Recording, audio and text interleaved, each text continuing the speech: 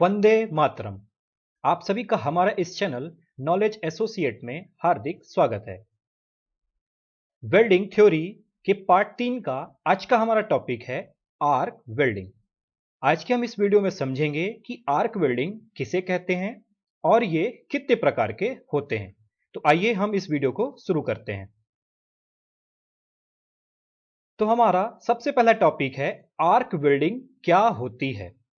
इस विधि में हीट को इलेक्ट्रिकल करंट के द्वारा बनाया जाता है, यानी कि इस विधि में मुझे यदि हीट प्राप्त करनी है तो मैं इलेक्ट्रिकल करंट का उपयोग करूंगा। इस इलेक्ट्रिक करंट को प्राप्त करने के लिए एसी या डीसी विधि द्वारा हीट को बनाया जाता है। AC current step down transformer द्वारा तथा डीसी करंट मोटर जनरेटर द्वारा या फिर रेक्टिफायर द्वारा जनरेट किया जाता है। अब ये आर्क वेल्डिंग हमारी 6 भागों में विभाजित की गई होती है। हमारा जिसमें पहला प्रकार है आर्क वेल्डिंग का मैनुअल मेटेलिक आर्क वेल्डिंग, दूसरा है कार्बन आर्क वेल्डिंग, तीसरा है इनर्ट गैस वेल्डिंग, चौथा है सबमर्ज्ड आर्क वेल्डिंग, पांचवा है एटॉमिक हाइड्रोजन आर्क वेल्डिंग और छठवां है रेजिस्टेंस वेल्डिंग। जिनमें से मैनुअल मेटेलिक आर्क वेल्डिंग को दो भागों में डिवाइड किया गया है, एसी वेल्डिंग और डीसी वेल्डिंग। एसी मतलब अल्टरनेटिव करंट और डीसी मतलब डायरेक्ट करंट। इसी भाग में तीसरा भाग जो आपको इनर्ट गैस का दिख रहा है उसे भी हम दो भाग में डिवाइड किए हैं, टीआईजी और एमआईजी, टंगस्टन इनर्ट गैस और मेटल इनर्ट गैस। आइए हम इन सभी प्रकार की वेल्डिंग्स को आगे कवर करते हैं। तो मैनुअल मेटेलिक आर्क वेल्डिंग क्या होती है? तो मैनुअल मेटेलिक आर्क वेल्डिंग यह एक नॉन प्रेशर या फिर फ्यूजन वेल्डिंग का उदाहरण है। इस वेल्डिंग विधि में अलग अलग मोटाई वाली धातुओं को एसी या डीसी इलेक्ट्रिक करंट के द्वारा हीट जनरेट कर वेल्डिंग की जाती है तथा इसमें फिलर रॉड का उपयोग नहीं किया जाता, क्योंकि इसमें उपयोग होने वाला इलेक्ट्रोड ही फिलर मटेरियल का काम करती है। इस विधि में हम जब भी इलेक्ट्रोड का उपयोग करेंगे वह बेस मेटल के अकॉर्डिंग ही लिया जाएगा। अब हम मान लेते हैं कि मुझे माइल्ड स्टील के पार्ट्स पर या माइल्ड स्टील से बने किसी भाग पर किसी जॉब पर वेल्डिंग करनी है तो मुझे एमएस का ही इलेक्ट्रोड उपयोग में लाना होगा, किसी अलग प्रकार के फिलर रॉड का उपयोग नहीं करना पड़ता। यह मैनुअल मेटेलिक आर्क वेल्डिंग को हम दो भागों में विभाजित किए हैं, जिसमें है पहला एसी इलेक्ट्रिक आर्क वेल्डिंग और दूसरा है डीसी इलेक्ट्रिक आर्क वेल्डिंग। तो एसी इलेक्ट्रिक आर्क वेल्डिंग और डीसी इलेक्ट्रिक आर्क वेल्डिंग को हम समझ लेते हैं। एसी इलेक्ट्रिक आर्क वेल्डिंग क्या होती है? इस विधि में AC current step down transformer द्वारा जनरेट किया जाता है। इसमें बेस मेटल तथा इलेक्ट्रोड के मध्य वर्किंग टेम्परेचर 3700 डिग्री सेल्सियस से लेकर के 4000 डिग्री सेल्सियस तक बनाया जाता है। यानी कि एसी करंट में हीट को बनाने के लिए हम एसी इलेक्ट्रिक करंट का उपयोग करेंगे और इस एसी इलेक्ट्रिक करंट को पाने के लिए या बनाने के लिए स्टेप डाउन ट्रांसफार्मर का उपयोग किया जाता है। इसके लिए एक नॉर्मल सा फॉर्मूला होता है, heat is equal to voltage into current into time. Heat को हम W से, वोल्टेज को E से, करंट को I इंडक्शन से तथा टाइम को T से डिनोट करते हैं, जिसमें से हीट की वैल्यू जूल में, वोल्टेज की वैल्यू वोल्ट्स में, करंट की वैल्यू एम्पियर में और समय की वैल्यू, टाइम की वैल्यू को सेकंड में डिफाइन किया जाता है। हमारा दूसरा है डीसी इलेक्ट्रिक आर्क वेल्डिंग। इस वेल्डिंग विधि में डीसी इलेक्ट्रिक करंट को रेक्टिफायर या मोटर जनरेटर द्वारा जनरेट किया जाता है। इसमें वेल्डिंग पोलैरिटी के अनुसार ही की जाती है। इसमें करंट बहने की दिशा को पोलैरिटी कहते हैं। अब हमारी पोलैरिटी क्या है? करंट बहने की डायरेक्शन को हम पोलैरिटी कहते हैं। पोलैरिटी हमारे दो प्रकार की होती है, स्ट्रेट पोलैरिटी और रिवर्स पोलैरिटी। अब स्ट्रेट पोलैरिटी क्या होती है?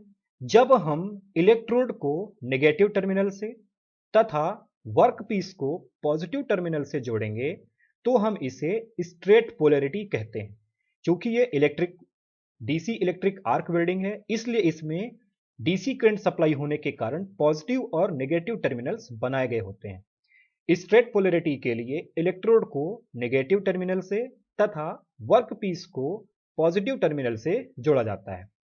दूसरा है हमारा रिवर्स पोलैरिटी। इस रिवर्स पोलैरिटी में इलेक्ट्रोड को पॉजिटिव से तथा वर्कपीस को नेगेटिव टर्मिनल से जोड़ा जाता है। हमारा अगला प्रकार है carbon arc welding. Carbon arc welding भी नॉन प्रेशर या फिर फ्यूजन वेल्डिंग कहलाती है। इसमें कार्बन के इलेक्ट्रोड का उपयोग किया जाता है जो कि नॉन कंज्यूमेबल होता है, यह खपत नहीं होता। इसमें जिस धातु पर वेल्डिंग करनी हो उस धातु का इलेक्ट्रोड उपयोग किया जाता है। इसके द्वारा basically cast iron, copper, aluminium की वेल्डिंग की जाती है। इस वेल्डिंग से वर्कपीस का टेढ़ापन या डिस्टॉर्शन कम होता है। हमारा अगला प्रकार है इनर्ट गैस आर्क वेल्डिंग। इसे गैस शील्डेड या शील्डेड गैस आर्क वेल्डिंग भी कहा जाता है। इसमें आर्क बनाने तथा ऑक्सीडाइजेशन क्रिया को रोकने के लिए अक्रिय गैसें जैसे आर्गन, हेलियम, CO2 इत्यादि का प्रयोग किया जाता है। इस ऑक्सीडेशन क्रिया को रोकने के लिए अक्रिय गैसें जो कि किसी प्रकार की वायुमंडलीय हवाओं से क्रिया नहीं करती, उस प्रकार की गैसें जैसे आर्गन, हेलियम, कार्बन डाइऑक्साइड इत्यादि का प्रयोग किया जाता है। यह दो प्रकार की होती हैं, टंगस्टन इनर्ट गैस यानी कि TIG और मेटल इनर्ट गैस यानी कि MIG। इस प्रकार की वेल्डिंग में टंगस्टन का इलेक्ट्रोड तथा इनर्ट गैस को ठंडा करने के लिए पानी का उपयोग किया जाता है। इस विधि द्वारा cast iron, silicon, bronze, aluminium, carbon steel, carbon, copper तथा टाइटेनियम धातु की वेल्डिंग की जाती है। मेटल इनर्ट गैस में जिसे हम MIG कहते हैं, इसमें भी बेस मेटल के अकॉर्डिंग इलेक्ट्रोड का उपयोग या फिर फिलर वायर का प्रयोग गैस के साथ किया जाता है। इसमें DC करंट का प्रयोग किया जाता है। इसमें फेरस व नॉन फेरस दोनों प्रकार की धातुओं को जोड़ा जा सकता है। हमारा चौथा प्रकार है सबमर्ज्ड आर्क वेल्डिंग। यह मैनुअल आर्क वेल्डिंग की तरह ही कार्य करता है। इसमें फिलर मेटल बेस मेटल के अनुसार तार के रूप में प्रयोग किया जाता है जिसमें कोटिंग या लैपिंग नहीं की गई होती। इसमें फिलर वायर की फीड ऑटोमेटिक या मैनुअल रखी जा सकती है। इस विधि द्वारा स्टील की मोटी प्लेट्स को तथा स्टेनलेस स्टील को वेल्ड किया जा सकता है। हमारा पांचवा प्रकार है एटॉमिक हाइड्रोजन आर्क वेल्डिंग। इस प्रकार की वेल्डिंग में वर्कपीस को सीधे गर्म नहीं किया जाता बल्कि इलेक्ट्रोड में से AC सिंगल पास करंट गुजारकर आर्क पैदा की जाती है। इसमें दो इलेक्ट्रोड होते हैं। इसमें सिलेंडर से हाइड्रोजन गैस लेकर आर्क के पीछे से गुजारी जाती है जिसमें ऑक्सीडेशन नहीं होता तथा हाइड्रोजन ठंडी होकर मॉलिक्यूलर फॉर्म में आकर धातु के साथ मजबूर ज्वाइंट बना लेती है। इस विधि में लगभग 5000 डिग्री सेल्सियस टेम्परेचर प्राप्त किया जाता है। इससे धातु की मोटी प्लेटों तथा हार्ड मटेरियल को आसानी से जोड़ा जा सकता है। छठवां प्रकार है हमारा रेजिस्टेंस वेल्डिंग। इस विधि में वेल्ड किए जाने वाली धातु कॉपर की पिन, टिप या फिंगर्स के द्वारा हाई फ्रीक्वेंसी करंट के द्वारा धातु को मेल्टिंग टेम्परेचर तक गर्म करके मैकेनिकल प्रेस या हाइड्रोलिक प्रेस के द्वारा दबाव लगाकर वेल्डिंग की जाती है। यह एक प्रेशर वेल्डिंग है यानी कि नॉन फ्यूजन वेल्डिंग का एक उदाहरण है। इसमें हाई एम्पियरेज तथा लो वोल्टेज की करंट का सप्लाई किया जाता है। रेजिस्टेंस वेल्डिंग को हम अलग अलग प्रकारों के नाम पे जानते हैं, जिनमें पहला प्रकार है spot welding, butt resistance welding, flash resistance welding, seam resistance welding, projection resistance welding और परक्यूशन रेजिस्टेंस वेल्डिंग।